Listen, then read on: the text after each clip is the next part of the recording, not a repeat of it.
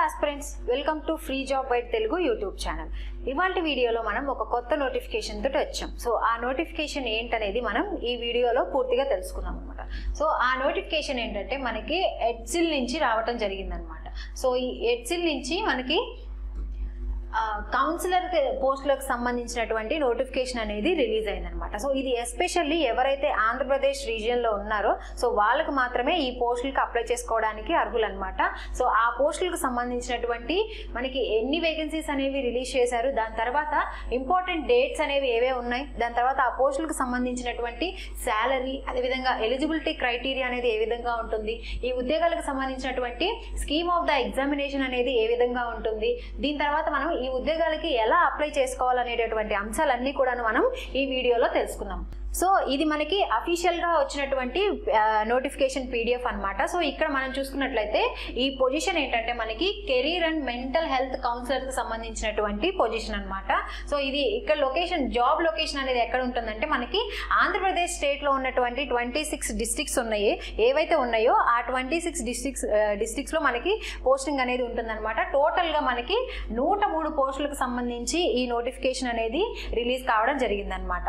So ఇక్కడ మనకి online application అనేది మనకి ఇక్కడ 4th ఏప్రిల్ నుంచి ఆల్రెడీ మనకి స్టార్ట్ అయింది. అదేవిధంగా లాస్ట్ డేట్ అనేది మనకి 20th ఏప్రిల్ తోటి అనేది ముగుస్తుంది అనమాట. సో దీని తర్వాత మనకి ఇక్కడ మనకి ఈ పోస్ట్ కి సంబంధించినటువంటి ఏజ్ కానీ, అదేవిధంగా క్వాలిఫికేషన్, అదేవిధంగా ఎక్స్పీరియన్స్ కానీ, వాళ్ళ యొక్క జాబ్ డెస్క్రిప్షన్ అనేది కూడా మనకి ఇక్కడ నోటిఫికేషన్ లో మెన్షన్ చేశారు. అవేంటో ఒకసారి చూద్దాం. సో ఈ పోస్ట్ అనేది మనకి ఆల్రెడీ ఇందాక మనం చెప్పుకున్నాం, career and mental health councillor సంబంధించినటువంటి పోస్ట్ అనమాట. ఇది డెసిగ్నేషన్. సో ఇక్కడ మనకి నెంబర్ ఆఫ్ టోటల్ ఎంత 103 పోస్టులకు సంబంధించి ఈ నోటిఫికేషన్ అనేది రిలీజ్ చేశారు. ఇక్కడ ఏజ్ వచ్చేసరికి మనకి minimum 45 years and maximum 45 years అనేది ఉండాలన్నమాట. సో ఇక్కడ క్వాలిఫికేషన్ విషయానికి వస్తే మనకి ఎవరైతే ఎంఎస్సి ఇన్ సైకాలజీ, అదేవిధంగా ఎంఏ ఇన్ సైకాలజీ, దీని తర్వాత బ్యాచిలర్స్ ఇన్ సైకాలజీ అనేది కంపల్సరీగా, సైకాలజీలో డిగ్రీ అనేది కంపల్సరీగా చేసి ఉన్న వాళ్ళు మాత్రమే ఈ పోస్టులకి అర్హులు అనమాట. దీంతో డిజైరబుల్ క్యాండిడేట్స్ ఎవరైతే ఉన్నారో సో వాళ్ళకు కూడాను ఒకటి ఇక్కడ మెన్షన్ చేశారనమాట.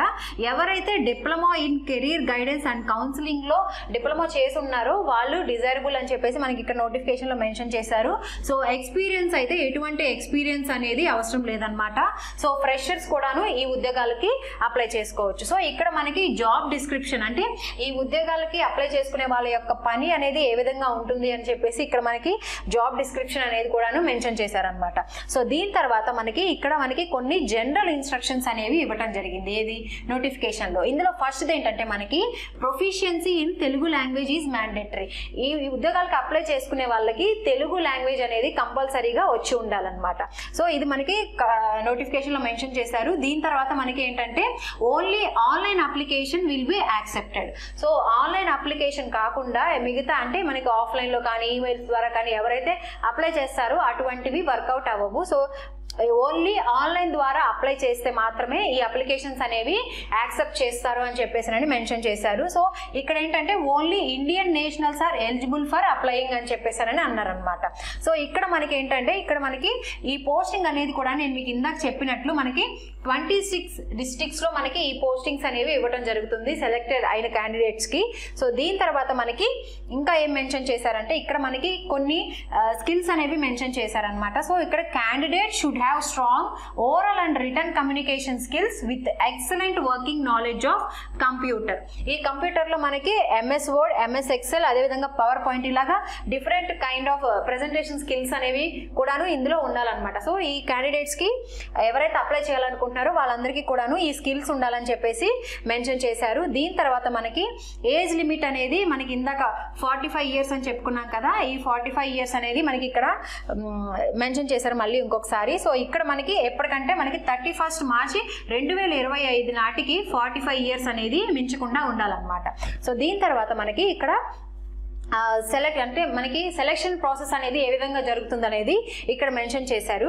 ఏవైతే ఇందాక మనం రిక్వైర్మెంట్స్ అంటే వాళ్ళ యొక్క ఎడ్యుకేషన్ క్వాలిఫికేషన్స్ కానీ డిజైరబుల్ క్యాండిడేట్స్ సంబంధించినటువంటి మనకు ఒక చిన్న ఇచ్చారు కదా, డిప్లొమా అనేది మనకు చేసి ఉండాలి అని చెప్పేసి అనేది. సో అలాంటి క్వాలిఫికేషన్స్ ఎవరైతే ఉన్నాయో వాళ్ళందరినీ కూడాను షార్ట్ లిస్ట్ చేస్తారనమాట సెలెక్షన్ ప్రాసెస్లో.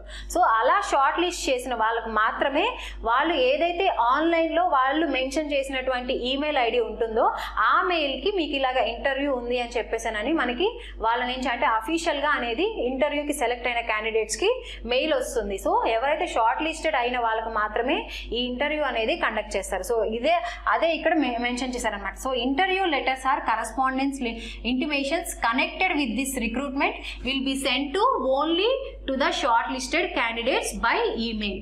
సో ఎవరైతే ఆన్లైన్ అప్లికేషన్లో వాళ్ళ యొక్క ఈమెయిల్ అనేది మెన్షన్ చేస్తారో ఆ ఈమెయిల్కి వాళ్ళు క్యాండిడేట్ అనేది సెలెక్ట్ అయితే వాళ్ళకి మెయిల్ అనేది వస్తుందన్నమాట. సో దీని తర్వాత ఆ మెయిల్ వచ్చిన తర్వాత మనకి సో ఇక్కడ మనకి test of writing skills or PPT interview etcetera ఇలాంటి టెస్ట్లన్నీ కూడాను మనకి కండక్ట్ చేస్తారనమాట. సో దీని తర్వాత మనకి లాస్ట్ డేట్ అనేది మనకి ఇక్కడ ఏంటంటే ఆన్లైన్ అప్లికేషన్ ఆల్రెడీ ఇందాక 20th April తోటి ముగుస్తుందని చెప్పుకున్నాము.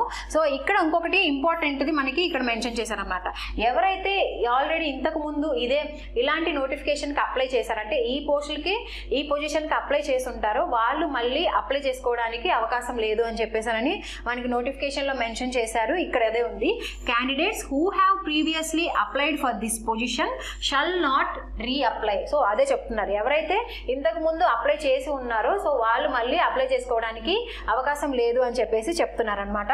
సో ఇక్కడ దీనికి సంబంధించి మనకి అప్లికేషన్ లింక్ అనేది కూడా మెన్షన్ చేశారు నోటిఫికేషన్లో. నేను మీకు ఈ అప్లికేషన్ లింక్ అనేది డిస్క్రిప్షన్లో ప్రొవైడ్ చేస్తాను. సో ఇక్కడ మీకు ఎటువంటి డౌట్స్ ఉన్నా కానీ సో ఇక్కడ క్యాండిడేట్స్ సంబంధించినటువంటి ఏమైనా డౌట్స్ ఉన్నా కానీ ఇక్కడ అఫీషియల్ మెయిల్ ఐడి అయితే ఇచ్చారు. సో మీకు ఇంకేమైనా డౌట్స్ ఉన్నా కానీ మీరు వీళ్ళకి మెయిల్ చేసి మీరు ఇంకా తెలుసుకోవచ్చు అనమాట.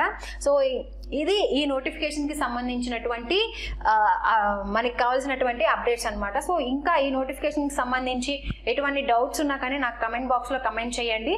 అదేవిధంగా మీ యొక్క మీకు ఇంకేమన్నా కావాలన్నా లేదంటే ఈ ఎగ్జామ్కి సంబంధించినటువంటి మెటీరియల్స్ కానీ ఏదైనా కానీ కావాలన్నా నాకు కమెంట్ బాక్స్లో కమెంట్ చేయండి, నేను మీకు వెంటనే రిప్లై ఇస్తాను. సో దీంతో పాటు మనకి టెలిగ్రామ్ ఛానల్ అనేది కూడా ఉందన్నమాట. సో ఆ టెలిగ్రామ్కి సంబంధించినటువంటి లింక్ కూడాను నేను డిస్క్రిప్షన్లో మెన్షన్ చేస్తాను. సో మీరు మనకి డైలీ పొద్దున్నే మనకి జాబ్ అప్డేట్స్ అనేవి కూడా నేను అందులో పోస్ట్ చేస్తూ ఉంటానన్నమాట.